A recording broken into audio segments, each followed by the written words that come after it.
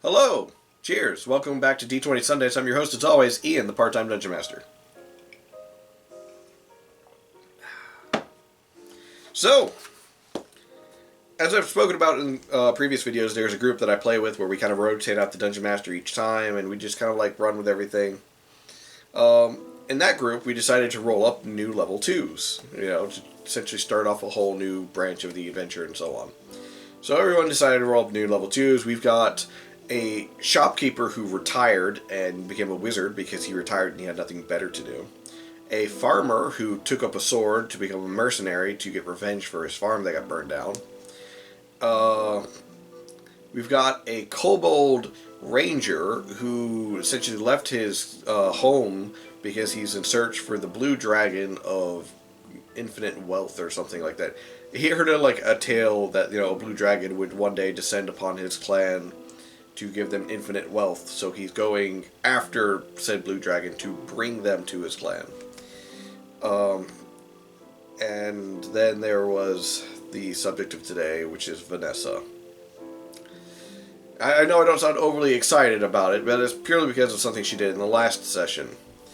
But before we get to what she did in the last session, let's start with what happened and, who Vanessa is. Vanessa is Vanessa von Boya. She is a debutante, or she was a debutante. On the eve of her debut into upper society, she decided to abscond from her home and steal her father's black ledger while faking her kidnapping. The reason being is that she had a big argument with her parents, finding out that their family fortune is primarily from black market dealings and slavery, things that she does not agree with. Underhanded things and, illegal means of making money. So she decides to essentially steal his black ledger in order to find a way of correcting all the wrongs that he's committed and essentially bring honor back to her family. She cut her hair and dyed it and changed her name to Ari when she introduces herself to people, so that way they won't know it's her. The party kind of knows it's her because she cut her hair and dyed it in front of them, but, it is what it is. But the party really has no other idea as to, Ari's background or what she's doing, just that she's running away from something. Well, I want to say in the first session, because here's her build first. Okay, she's a fighter-sorcerer. She's a fighter-sorcerer because, she was born with that innate magic, something from her mother's line, but essentially she knows only the level 1 sorcerer stuff. And she has 1 level in fighter, because she's a dex build fighter. That's what her primary thing is. She is using a rapier to go in, hit them real quick, and move out and be as hard as hit possible, because she is not tanky in any means whatsoever. She just does not have the tanky power or the hit points to be tanky. She just has a high AC due to her dexterity modifier. Well, the fun part about her is the fact that she is completely clueless as far as what happens outside of the upper class. So, with us going through these adventures, myself being the Dungeon Master, her first encounter with, the squalor that people in the lower class live in, she is abhorred. She's like, what is going on? Why are people living in literal filth? And the rest of the party's like, well, yeah, that's how things are. Where did you say you were from again? They keep getting inklings that she's from the upper class, but it's like, something's not right here. But yeah, so, very interesting character as far as the build. She recently got a +1 rapier that is made of a sharpened wyvern bone. That's what she uses now. But as to what she did in the last session, pretty much what was supposed to happen in the last session is that they were supposed to use Ari's knowledge of the upper class and her understanding of how their social norms go to essentially to manipulate a nobleman into helping them. And And, it's like, oh, it'd be a real shame if, this all got out and, people found out just how devious and, like, blasphemous you are. Instead, Ari, she decided to, check through the Black Ledger real quick to see if this nobleman's name was there, which it was. And upon, figuring out what exactly he dealt in, she kills him. Stabs him through the back, through the heart. Kills him. The rest of the party's like, the fuck? And she's like, well, he's scum. He's terrible scum. I mean, what else am I supposed to do? So it's like, God dang it. Why? So, there goes my plans as far as being the dungeon master. Like, okay, how we're going to use this, and this. There goes that right out the window. Because I didn't expect her to just kill him. I should have expected her to kill him. I should have had a backup. Immediately ready. I had to pull one out my ass. Thankfully it worked, but, But no, she kills him. And I'm just like, you suck.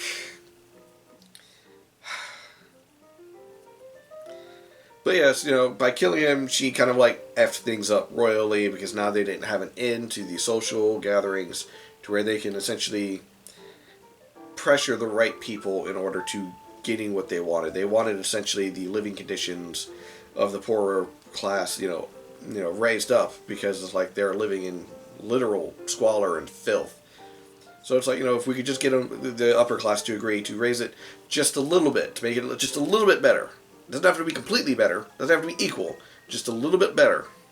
So that way things can start improving. And then, like, we can pressure them again to just a little bit more, later on. But without that nobleman, they had no in.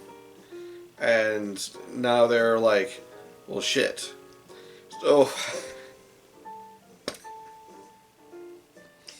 the kobold's idea was to strip the nobleman naked, stuff his body into a closet, dress the farmer up as the nobleman, gave him a shave and everything. Because remember, he's a mercenary, but he was a farmer. Give him a shave, make him look as clean as possible to make him, announce himself as the nobleman.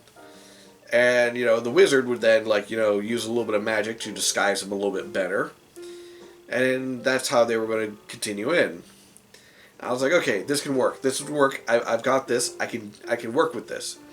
In the middle of the process, you find a maid who, came into the room, who was supposed to be delivering the meals, and she finds you guys, stripping the naked body, and she freezes in terror. And, the kobold's like, oh, well, I guess I gotta kill her.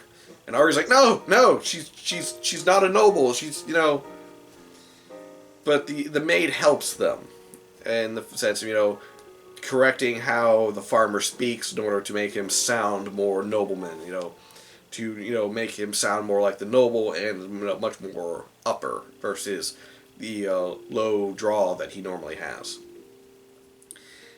And they're able to get into the party, which you think from here, I would say, they had a successful mission. But they didn't. Because Ari, Vanessa, once again said, I'm going to look through the black book, and I'm going to try and mark everyone that I see whose name is in this black book. I was like, okay, I'll tell you what. Roll a percentile and a D20 for me. So she rolls a percentile and a D20. Percentile is like 78. The D20 was like I want to say it was under 10. I can't remember the exact number, but it was under 10. I was like, okay, you see that many people that you know for a fact are in this black book. Some of them you recognize from, previous dealings that you've seen your father doing. Guess what she decides to do? Go on, guess. It's not that hard. She kills them. Or more more accurately, she kills one of them and tries to kill another, and it didn't work so well. So the guards come running in, chasing after her. The kobold, who was dressed as a waiter, was like, well, shit. He's like, well, I guess I gotta go save her. The wizard is currently too busy, snacking away on the upper class meals that he had never had, and while he's chatting up this one, woman who is very interested in magic, chatting her up essentially, talking to her about all the different intricacies and, how he can fold arcane to do so many different things. And, the farmer dressed as a nobleman was kind of just standing there like, I don't have a weapon. I don't know what I can do. Because he doesn't think. He's like, if I can't fight, I have to think. And I'm not good at thinking. I'm good at fighting. That's just not only the character, that's the player himself. He's not very good at very convoluted plans. So he tries to call the guards off, but that doesn't work. So he starts fist fighting one of the guards.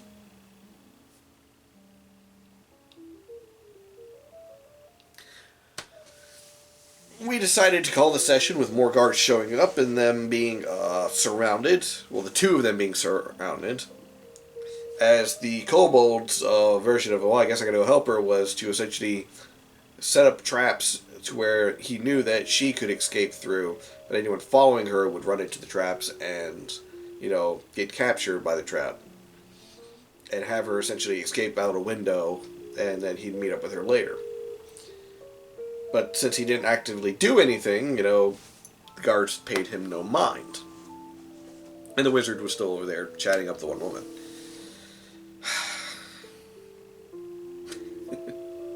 These guys are terrible. So, we're kind of waiting on when we can get together for the next session to see what happens to Vanessa von Boyer. And I believe his name is Gelric or something. It's always something Rick. That's all of his characters' names. It's always something Rick. And I'm not sure as to why. I think this time it's Gelric. Or it might be Undrick. Or it might be Meldrick. Or it might be Donrick. Who knows? That's just his thing. But we're waiting to see when we'd have the next session to see how that turns out. Anyways, catch you the next D20 Sundays.